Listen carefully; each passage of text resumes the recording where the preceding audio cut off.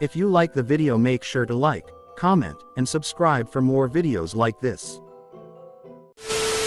Who's the stupidest person you've ever met? When I was in the Navy, there was a cook on my ship. He once served rare chicken. I genuinely couldn't tell whether he was trying to cover up his limitless incompetence or if he genuinely believed that rare poultry is a real thing. He was dumb enough to believe it. Another time, he just filled a pan with ground beef and called it meatloaf.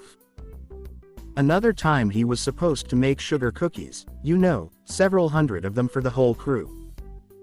He didn't bother to read the label on the container he opened, and apparently he didn't taste the batter at any point, and he actually made salt cookies.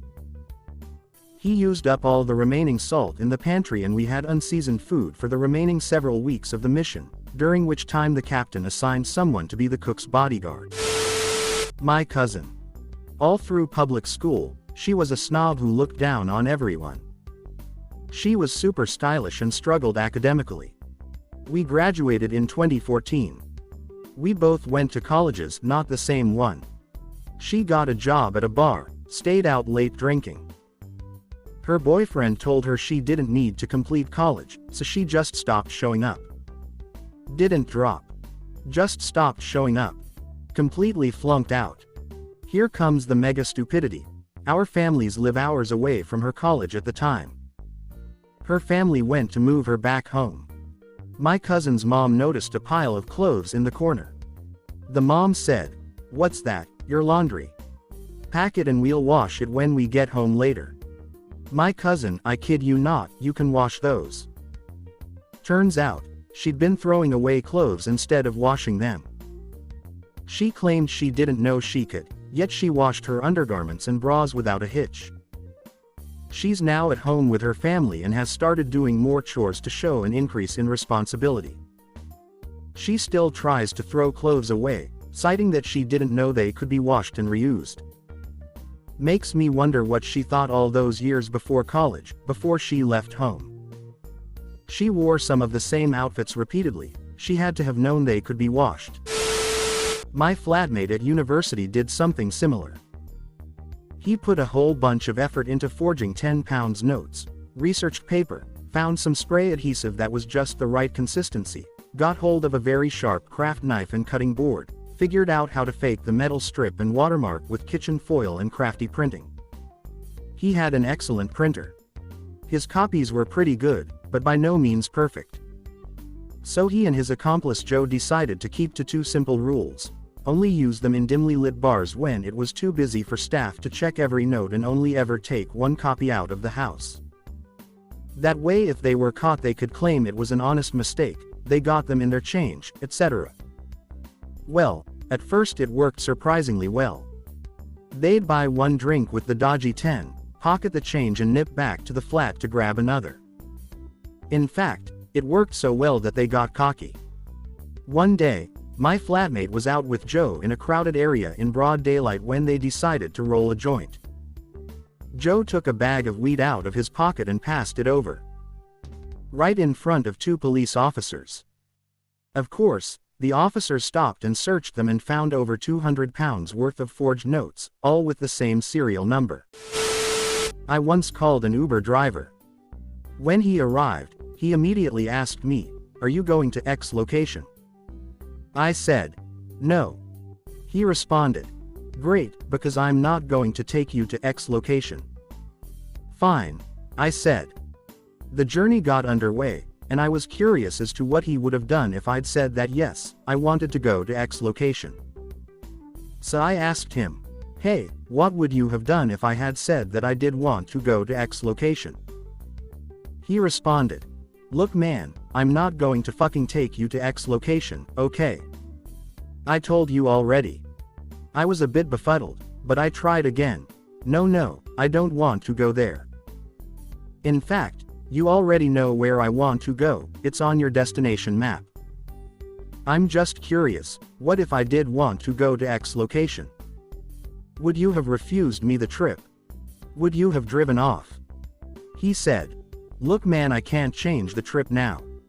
And anyway, I told you I refuse to go to X location. You gotta understand I'm busy." We spent nearly 15 minutes with variations of this back and forth. He was a fluent English speaker, by the way. By the end of it, I was 100% convinced that he couldn't understand the syntax of a hypothetical. He literally couldn't understand the question, if X situation, which is not the case, then what action would you take? I wasn't even mad, just astonished. How had he navigated through life thus far? What were his financial decisions like? I really wanted to follow him home and make a reality TV show about him or something. I knew this guy in high school really thought his practical jokes were hilarious.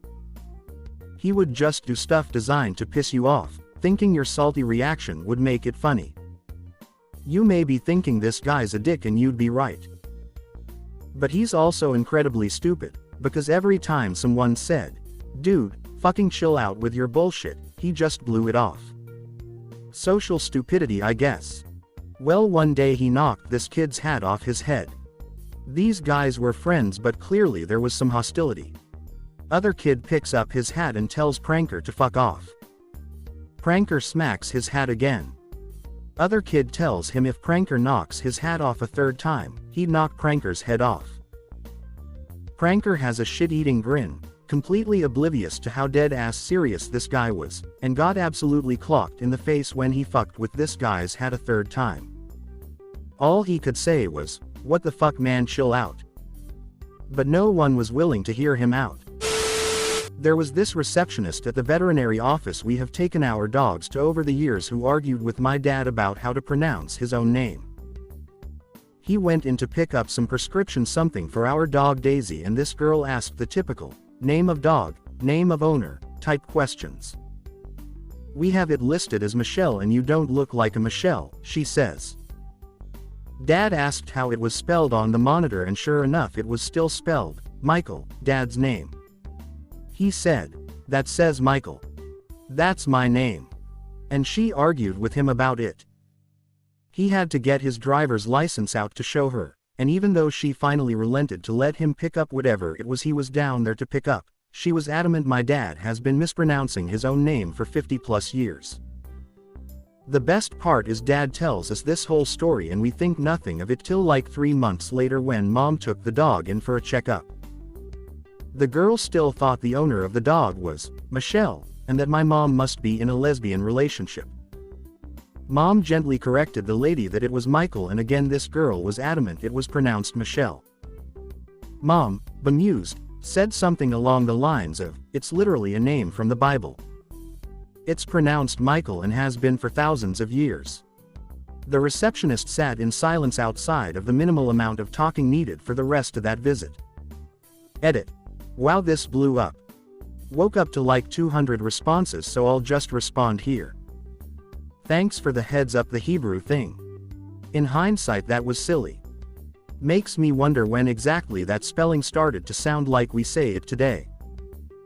Also, this is just my recollection of the story because I heard it all secondhand through the parents, so I'm sure I've embellished it without realizing, and this was all over a decade ago anyway. As for homegirl, she was very much typical white girl. My guess is she had a foreign friend that spelled her name that way and pronounced it Michelle, and she figured that was just the only possible way to say it. It's more the arguing over how to say it thing than anything else. Who argues with someone on how that person says their own name? My friend's sister was 20 and pregnant. She said something about how upset she was her vagina would be ruined. I jokingly said, "Maybe he'll come out of your butt instead." She said, "What do you mean? Can they come out of there too?" I thought she was joking, so I just said, "Duh, it's a 50-50 shot." She thought I was serious and asked her doctor if he could tell if the baby was gonna come out of her vagina or ass. Edit. I know technically you can tear from your vagina to your ass in labor, meaning technically since it kinda becomes one hole that the baby would come out of the vag asshole, but she didn't think this, she thought she would shit the baby out. Edit number 2. Since I've been a few people bring it up, she figured out I was just fucking with her. She told her sister, my friend, what the doctor said, and my friend told her that I was joking. Edit 3. Should also mention there's a 30% chance it may be her first cousin's baby. She told me they only made out but her friend let it slip that they'd been banging.